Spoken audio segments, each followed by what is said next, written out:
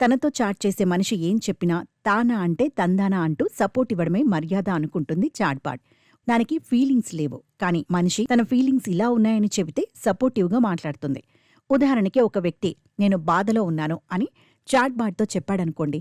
వెంటనే చాట్‌బాట్ అయ్యో అని జాలి ప్రదర్శిస్తుంది. ఇదిగో నేనిలా చేశాను, ఇది కరెక్టేనా అని అడిగితే బావుంది, బాగా చేశారు అంటుంది. ఒకవేళ అతను చెప్పిన దాంట్లో తప్పున్నా దాన్ని గట్టిగా ఖండించదు. మహా అయితే ఇలా కూడా చేయవచ్చు కదా అంటూ నెమ్మదిగా అంటుంది తప్ప తీవ్రంగా ఖండించదు. చాట్ చేస్తున్న వ్యక్తి పనుల్ని తప్పు పట్టడం, నిందించటం చాట్‌బాట్ పని కాదు. ఒక గొప్ప సంఘ సంస్కర్తతో ఎంత మర్యాదగా మాట్లాడుతుందో ఘోరమైన హంతకుడితో కూడా అంతే మర్యాదగా మాట్లాడుతుంది. అది ఒక టూల్ మాత్రమే.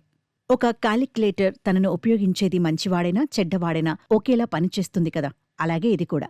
కాలిక్యులేటర్ ఇచ్చే ఆన్సర్లు మనిషి అడిగిన లెక్కల్ని బట్టి ఉంటాయి. అడిగిన వ్యక్తి మంచివాడా చెడ్డవాడా అన్న పాయింట్తో కాలిక్యులేటర్కి పనిలేదు. చాట్ జీపీటీ కూడా అంతే. తనతో మాట్లాడే వ్యక్తి గుణగణాలతో దానికి సంబంధం లేదు. వాళ్ళు ఏమంటే దానికి సై అంటుంది, అంతే.